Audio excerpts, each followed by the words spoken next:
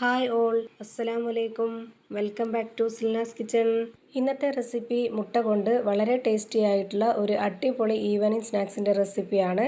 തീർച്ചയായിട്ടും ഈ ഒരു പലഹാരം നിങ്ങൾക്ക് എല്ലാവർക്കും ഇഷ്ടമാവും. അതുകൊണ്ട് തന്നെ ഈ വീഡിയോ സ്കിപ്പ് ചെയ്യാതെ മുഴുവനായിട്ടും കണ്ടേക്കണേ.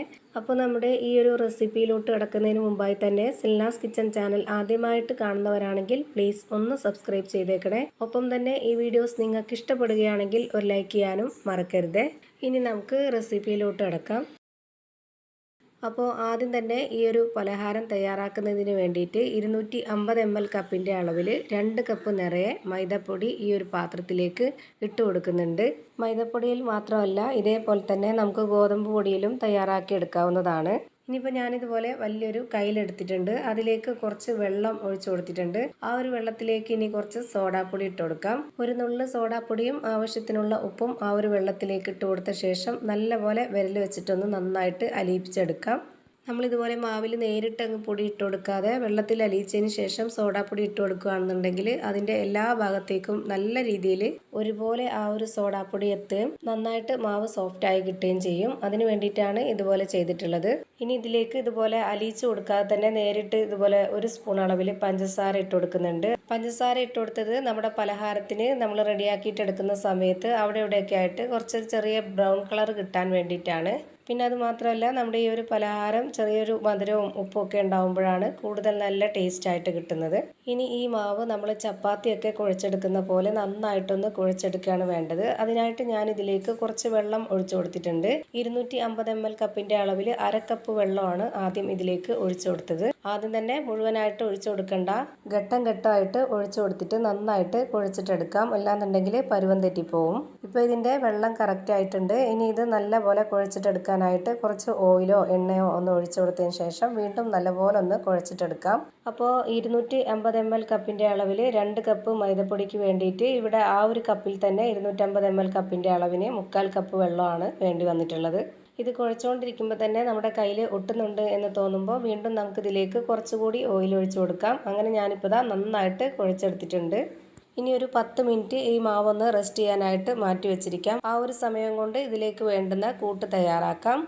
അതിനായിട്ട് ഞാനിവിടെ സ്റ്റവിലേക്ക് ഒരു പാൻ വെച്ച് കൊടുത്തിട്ട് ഫ്ലെയിം ഓണാക്കി കൊടുത്തിട്ടുണ്ട്. അതിലേക്ക് കുറച്ച് ഓയിൽ ഒഴിച്ചു കൊടുത്തതിന് ശേഷം ഒരു 3 സവോള നീളത്തിൽ കട്ട് ചെയ്തെടുത്തിട്ടുള്ളതും ഒരു 1/2 സ്പൂൺ അളവിൽ വെളുത്തുള്ളി ഇഞ്ചി ചതച്ചതും 3 പച്ചമുളക് ചെറുതായിട്ട് കട്ട് ചെയ്തിട്ടുള്ളതും കുറച്ച് കറിവേപ്പിലയും ഇട്ട് കൊടുത്തിട്ടുണ്ട്.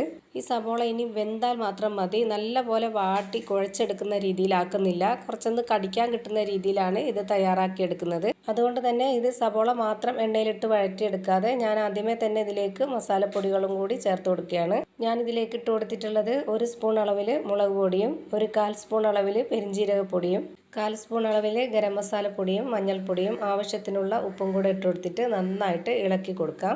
ഇനി ഇതൊന്ന് വെന്ത് വരാൻ വേണ്ടിയിട്ട് ഒരു 2-3 മിനിറ്റ് നേരം മാത്രം ഇതൊന്ന് അടച്ചു വെച്ച് വേവിച്ചെടുക്കാം. ഇപ്പോൾ ഇത് വേവാനുള്ള സമയമായിട്ടുണ്ട്. ഇനി ഞാനിതൊന്ന് തുറന്ന് നോക്കുവാണ്. ഇപ്പോൾ ഇതിൻ്റെ ഒരു കറക്റ്റ് ആയിട്ടുള്ള പരുവം ഇതാണ്. ഈ ഒരു പരുവാകുമ്പോൾ നമുക്കിതിൻ്റെ ഫ്ലെയിം ഓഫ് ചെയ്യാം.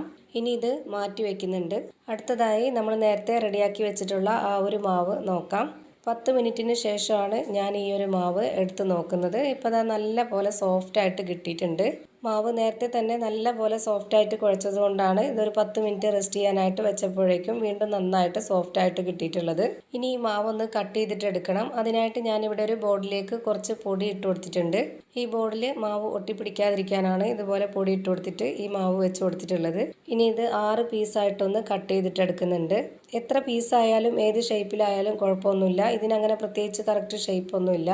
കാരണം നമ്മൾ ഈ കട്ട് ചെയ്തെടുത്തിട്ടുള്ള മാവെല്ലാം ഇനി ബോൾസ് ആക്കി എടുക്കും. എന്നിട്ട് ഇത് നന്നായിട്ടൊന്ന് പരത്തിയെടുക്കണം. അതിന് വേണ്ടിയിട്ടാണ് ഇപ്പോൾ ഇതുപോലെ മാവ് കട്ട് ചെയ്തെടുത്തിട്ടുള്ളത്. ഇപ്പോൾ ഞാനിതെല്ലാം ബോൾസ് ആക്കി എടുത്തിട്ടുണ്ട്. പലതും പല വലിപ്പത്തിലാണ് ഇരിക്കുന്നത്. അത് കുഴപ്പമില്ല. ഇനി അതിൽ നിന്ന് ഒരു ബോൾസ് എടുത്തിട്ട് ഇതുപോലെ കുറച്ച് പൊടി ഇട്ട് കൊടുത്തതിന് ശേഷം നമുക്കിതൊന്ന് പരത്തിയിട്ടെടുക്കാം. ഒരുപാട് നന്നായിട്ട് നൈസാക്കി പരത്തരുത്. കുറച്ച് കട്ടിയായിട്ട് വേണം ഈ മാവ് പരത്തിയെടുക്കാനായിട്ട്. അപ്പോൾ ഞാനിപ്പോൾ ഈ മാവ് ഈ ഒരു വലിപ്പത്തിലാണ് പരത്തിയെടുത്തിട്ടുള്ളത്. ഇനി ഞാനിതുപോലെ ഗ്ലാസ് വെച്ചിട്ട് കട്ട് ചെയ്തിട്ടെടുക്കുന്നുണ്ട്. ഇതേപോലെ തന്നെ ചെയ്തിട്ടെടുക്കണമെന്നില്ല. നമ്മുടെ ഇഷ്ടത്തിനനുസരിച്ച് ഇഷ്ടമുള്ള ഷേപ്പിൽ എങ്ങനെ വേണമെങ്കിലും ചെയ്തിട്ടെടുക്കാവുന്നതാണ്. ഞാനിപ്പോൾ ഇതുപോലൊരു ഗ്ലാസ് വെച്ചിട്ടാണ് കട്ട് ചെയ്തിട്ടെടുക്കുന്നത്. ഇതുപോലെ പരത്തിയെടുത്ത മാവിൽ നിന്നും ഞാനിപ്പോൾ ഒരു 6 പീസായിട്ടാണ് ഇതുപോലെ കട്ട് ചെയ്തെടുത്തിട്ടുള്ളത്. നിങ്ങൾക്ക് ഇതിനേക്കാളും വലിപ്പത്തിലുള്ള പലഹാരമാണ് തയ്യാറാക്കി എടുക്കേണ്ടത് എന്നുണ്ടെങ്കിൽ വലിയ ഏതെങ്കിലും ബോട്ടിലിൻ്റെ അടപ്പോ അല്ലെങ്കിൽ ഏതെങ്കിലും പാത്രം വെച്ചിട്ടോ കട്ട് ചെയ്തെടുത്തിട്ട് ചെയ്താലും മതി. ഞാനിപ്പോൾ ഇത് ചെറുതാക്കി എടുത്തിട്ടുള്ളത് കാണാൻ കുറച്ചുകൂടി നല്ല ഭംഗിയായിട്ടുള്ളത് ഇതുപോലെ ചെറുതാക്കി എടുക്കുമ്പോഴാണ്. അതുകൊണ്ടാണ് ഇതുപോലെ ചെറുതാക്കി എടുത്തിട്ടുള്ളത്. ഇനിയിപ്പോൾ ഇതിലേക്ക് നമ്മൾ വെച്ച് കൊടുക്കേണ്ടത് നേരത്തെ തയ്യാറാക്കി വെച്ചിട്ടുള്ള ആ ഒരു മസാലയാണ്. എന്നിട്ട് അതിലേക്ക് ഇതുപോലെ ഒരു മുട്ട പുഴുങ്ങി എടുത്തിട്ടുള്ളത് ഇതുപോലെ 3 പീസാക്കിയിട്ടാണ് ഞാൻ ഇട്ട് കൊടുക്കുന്നത്. ആ ഒരു മഞ്ഞയും കൂടെ ഉൾപ്പെട്ടിട്ടുള്ള ഭാഗമാണ് വെച്ച് കൊടുക്കുന്നത്. അല്ലാത്ത ഭാഗം വേണമെങ്കിൽ വെച്ച് കൊടുക്കാം, അല്ലാന്നുണ്ടെങ്കിൽ മാറ്റി വെക്കാം. ഇങ്ങനെ ചെയ്തിട്ടെടുക്കുമ്പോൾ ഇതേപോലെ വട്ടത്തിൽ തന്നെ കട്ട് ചെയ്തിട്ട് വെച്ച് കൊടുക്കാൻ നോക്കുക. ഒരുപാട് കട്ടിയാവാതെ വെച്ച് കൊടുത്താൽ മാത്രമേ നമ്മുടെ ഈ ഒരു മാവ് ഇതുപോലെ ഒട്ടിച്ചു കൊടുക്കുമ്പോൾ കറക്റ്റ് ഒരു ഷേപ്പിൽ കിട്ടുള്ളൂ. ഇതിൻ്റെ വക്കെല്ലാം ഇതുപോലെ ഒട്ടിച്ചു കൊടുത്ത ശേഷം ഇത് പൊട്ടിപ്പോവാതിരിക്കാൻ വേണ്ടിയിട്ട് ഒന്ന് ചെറുതായിട്ടൊന്ന് മടക്കി കൊടുക്കുകയും കൂടെ ചെയ്ത് കൊടുക്കാം. അപ്പോൾ നമുക്കിത് കാണാനും ഒരു നല്ല ഭംഗിയായിരിക്കും. അതുപോലെ തന്നെ ചെറിയതായതുകൊണ്ട് മുട്ടയൊക്കെ ഉള്ളതുകൊണ്ട് കഴിക്കാനും നല്ല ടേസ്റ്റ് ആയിരിക്കും. അപ്പോൾ ഞാൻ ഇതേപോലെ തന്നെ മുട്ട വെച്ചിട്ട് എല്ലാ മാവിലും ചെയ്തെടുത്തിട്ടുണ്ട്. ഇനി ഇതൊന്ന് എണ്ണയിൽ ഫ്രൈ ചെയ്തിട്ടെടുക്കണം. അപ്പോൾ ഒരുപാട് എണ്ണയിലിട്ട് ഫ്രൈ ചെയ്തെടുക്കാതെ ഇതുപോലെ പരന്ന ഒരു പാൻ വെച്ചിട്ട് അതിലേക്ക് കുറച്ച് എണ്ണ ഒഴിച്ചു കൊടുത്തതിന് ശേഷം എണ്ണ നന്നായിട്ടൊന്ന് ചൂടായിട്ട് വരുമ്പോൾ മീഡിയം ഫ്ലെയിമിൽ ഇട്ട് കൊടുത്തതിന് ശേഷം ഇതുപോലെ ഓരോന്നോരോന്നായി വെച്ച് കൊടുക്കാം. പിന്നെ ഇത് ലോ ടു മീഡിയം ഫ്ലെയിമിൽ മാറിയും തിരിഞ്ഞും ഇട്ട് കൊടുത്തതിന് ശേഷം ഇത് നല്ലോണം വേവിച്ചെടുക്കണം. ഇപ്പോൾ ഞാനിതിലേക്ക് ഒരു 7 എണ്ണം വെച്ച് കൊടുത്തിട്ടാണ് ഇത് വേവിച്ചെടുക്കുന്നത്. നമ്മൾ എടുക്കുന്ന പാന് എത്ര വലിപ്പമുണ്ടോ അതിനനുസരിച്ച് വെച്ച് കൊടുക്കാം.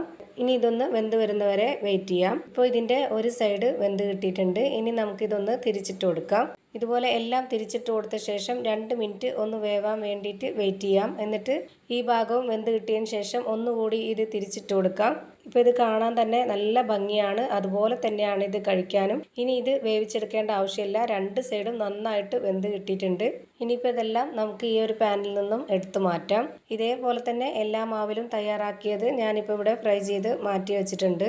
ഇനിയിപ്പോൾ ഇതിൻ്റെ അകം എങ്ങനെയാണ് ഇരിക്കുന്നതെന്ന് അറിയാൻ വേണ്ടി ഇതൊന്ന് കട്ട് ചെയ്തിട്ട് കാണിച്ചു തരാം. ഇപ്പോൾ ഇതാ കാണുമ്പോൾ തന്നെ നിങ്ങൾക്കറിയാൻ പറ്റും എന്തുമാത്രം നല്ല പെർഫെക്റ്റ് ആയിട്ടാണ് റെഡിയായി കിട്ടിയിട്ടുള്ളതെന്ന്. തീർച്ചയായിട്ടും നിങ്ങൾക്ക് എല്ലാവർക്കും ഇഷ്ടമാവും. അപ്പോൾ ഒരു പ്രാവശ്യമെങ്കിലും ഇതുപോലെ ഒന്ന് തയ്യാറാക്കി നോക്കണേ. അപ്പോൾ ഇത്രയേ ഉള്ളൂ ഇന്നത്തെ വീഡിയോ ഇഷ്ടമായാൽ ലൈക്ക് ചെയ്യാനും കമൻറ്റ് ചെയ്യാനും ഷെയർ ചെയ്യാനും മറക്കരുത്. പുതിയൊരു വീഡിയോയുമായി വീണ്ടും വരും. Thank you for watching.